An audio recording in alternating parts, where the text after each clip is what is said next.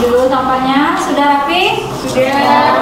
Kalau sudah rapi, baik, sebelum memulai pembelajaran hari ini, silahkan dipimpin berdoa dulu. Satu orang, Mariani, silahkan berpimpin untuk berdoa.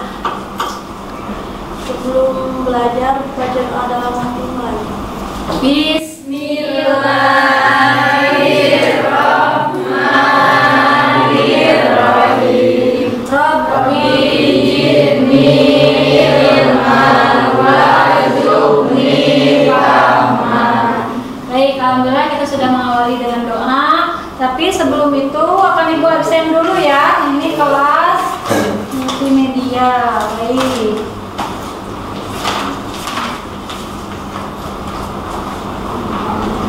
Aryani. Ada. Desara Amelia. Ada.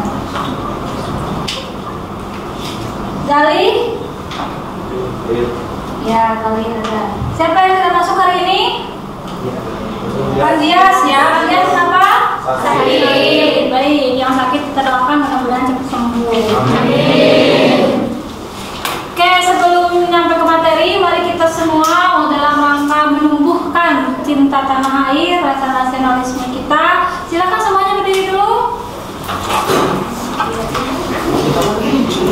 Kita menyanyikan lagu Indonesia Raya. Mulai ya. Indonesia tanah airku, tanah tumpah darahku.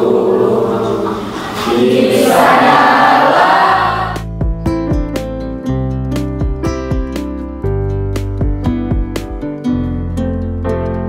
ada yang tahu nggak macam-macam jujur ada berapa? 3. Coba siapa? Lira, sebutkan. Saya, Bu. Jujur dalam niat, perkataan, dan perbuatan. Oke, benar? Benar. Macam-macam jujur. Itu materi yang sudah kita pelajari pada minggu lalu. Nah, sekarang kita akan mempelajari kaitan dengan perintah untuk saling menasihati dalam Islam. Apa saja bentuknya? Ya, perintah dalam menasihati dalam Islam itu banyak bentuknya. Sebelum itu, Ibu akan coba menyampaikan apa sih tujuan kita mempelajari materi ini. Materi ini kan kaitannya tadi ya, menasihati dalam Islam itu diantaranya dengan cara khutbah, tabligh, dan dakwah. Nah, tujuan dari kita mempelajari materi ini yang pertama, setelah kita mempelajari materi ini, maka kalian atau kita bisa menerapkan ketentuan khutbah, tabligh, dan dakwah di lingkungan masyarakat dengan bijaksana.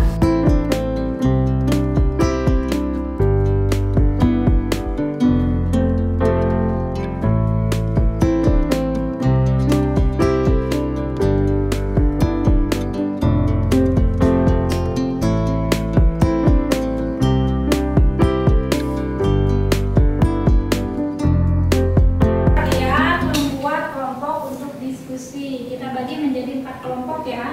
Silakan berputar, boleh kembali posisi duduknya untuk membuat kelompok. Kelompok pink, mana kelompok pink? Nih ya. Kelompok hijau, ini. Kelompok kuning, ini. Kelompok merah, nah ini ya, yang berarti kelompok merah. Baik. Silahkan berdiskusi dulu. Ibu kasih waktu, kemudian nanti ada perwakilan untuk mempresentasikan ke depan ya. Silakan Aryani kelompok ini Saskia juga silakan.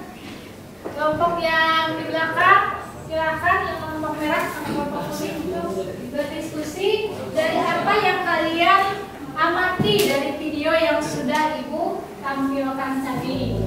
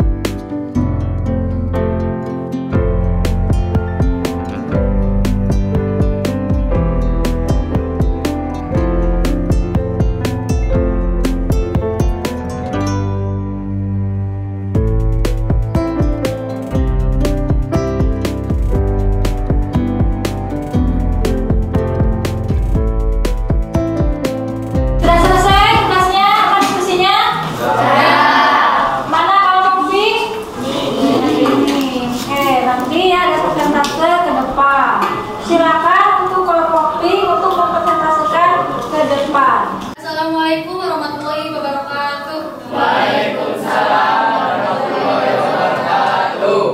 Oke, kali ini saya akan mempresentasikan khutbah, tabligh, dan dakwah. A. Pengertian khutbah. Khutbah berasal dari kata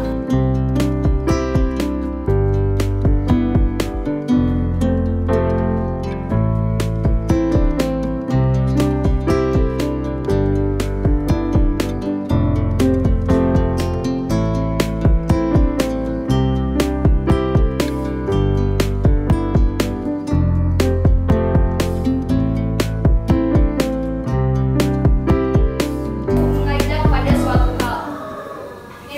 Luar biasa ya. Terima kasih Lesa. Iya. Nah itu penjelasan atau presentasi dari teman kalian. Kelompok apa tadi itu? Kelompok hijau ya? Ya, kelompok hijau sudah mempresentasikan hasil daripada diskusinya.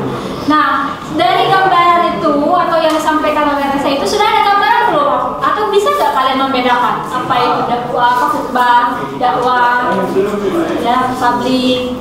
Beda ya ternyata ya? Beda. Terutama dalam khutbah ya. Kalau khutbah itu lebih spesifik. Biasanya kan yang melaksanakan sholat Jumat itu siapa? Laki-laki. Jadi yang bisa menjadi seorang khatib itu hanya seorang laki-laki. Bisa nggak perempuan jadi khatib?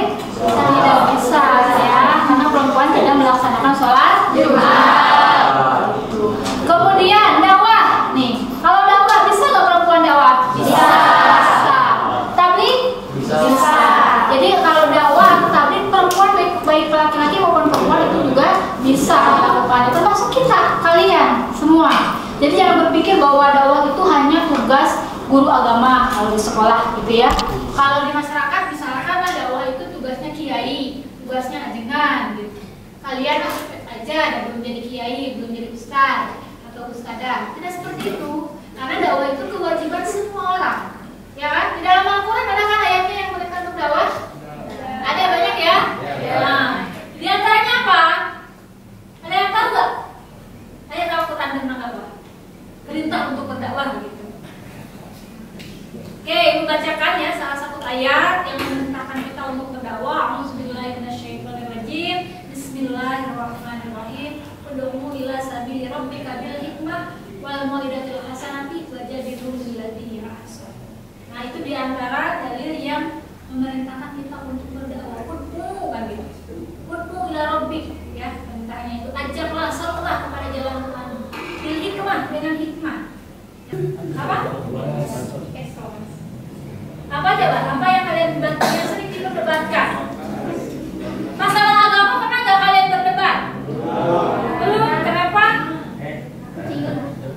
Pernah.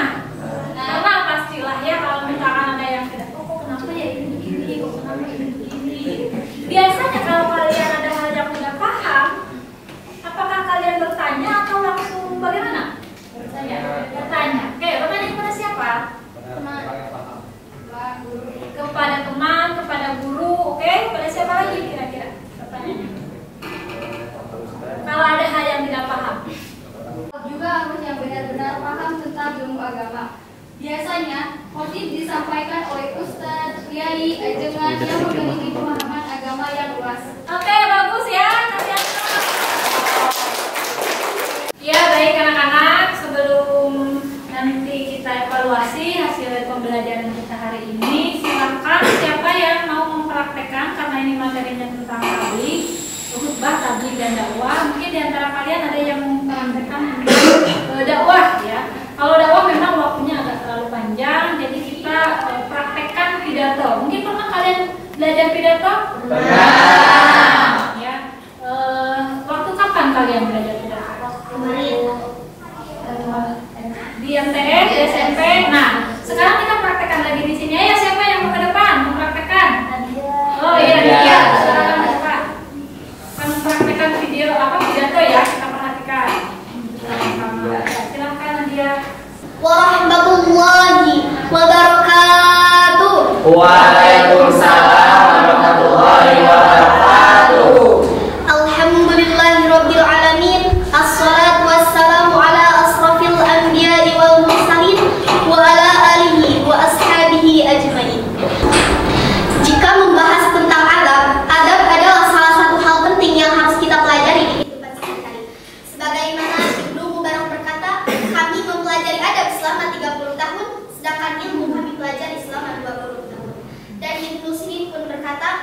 kami mempelajari petunjuk adab sebagaimana mereka menguasai suatu ilmu. Jadi, tidaklah berarti belajar ilmu selama 20 tahun jika tidak belajar adab selama 30 tahun. Oke, baik ya. Setelah kalian memberikan kesimpulan tadi dan mempresentasikan hasil daripada diskusi, maka tugas kalian minggu depan sudah ibu tadi bagikan ya kertasnya ataupun lembar kerjanya. Silakan cari materi tentang etika khutbah, etika tabligh, dan etika dakwah. Kemudian silakan cari tentang perilaku orang yang mencerminkan tabligh, dakwah, dan khutbah. Perilakunya seperti apa gitu ya dalam kehidupan sehari-hari. Silakan dicari. Dan yang lebih penting, mari kita laksanakan dalam kehidupan kita sehari-hari nilai-nilai daripada dakwah, nilai-nilai daripada khutbah, nilai-nilai daripada tabligh itu sendiri. Bisa ya kalian kerjakan tugasnya di rumah, bisa? Bisa searching kan? Bisa. Di internet, kemudian ya di Google, bisa mungkin datang ke perpustakaan, begitu bisa kalian bertanya kepada ustaz kalian, guru ngaji kalian. Yang penting kalian tetap semangat belajarnya ya. Tetap semangat, yakin bahwa ilmu Allah itu luas, bahwa kita itu belum seberapa gitu ya. Ketika belajar kita harus merasa ilmu kita sedikit, sehingga tubuh motivasi kita untuk terus dan terus belajar. Jangan merasa puas dengan yang sudah dimiliki. Ilmu kita belum seberapa, bahkan ilmu Allah itu luas jangkauannya. Digambarkan di dalam Al-Quran ya, yang artinya bahwa ketika kita menulis ayat-ayat Allah, ilmu Allah, maka tinta itu akan keburu habis sebelum selesai menulis ayat-ayat Allah itu sendiri. Saking apa berarti? Ilmu Allah itu luas. Anak-anak, bagaimana pembelajaran hari ini? Tapi mungkin ada masukan untuk pembelajaran yang akan datang, metodenya ataupun bagaimana menurut kalian yang lebih menarik lagi. Siapa yang mau menyampaikan pendapat? Silakan. Ya, silakan Dea. Pendapatnya mungkin untuk pembelajaran yang akan datang maunya seperti apa gitu ya. Kalian itu menarik, menyenangkan di kelas gitu ya, tidak jenuh. Kalian nggak mau kan kalau belajar jenuh itu gak enak gitu ya. Tapi mungkin ada saran dari kalian supaya pembelajarannya lebih menarik lagi. Silakan. Jadi nanti kalau udah habis materi kita langsung praktek. Oh iya. Jadi itu ya keinginan Dea. Mungkin mewakili keinginan yang lain atau ada yang lain? Keinginannya beda dengan Dea? Sama. Oke, pada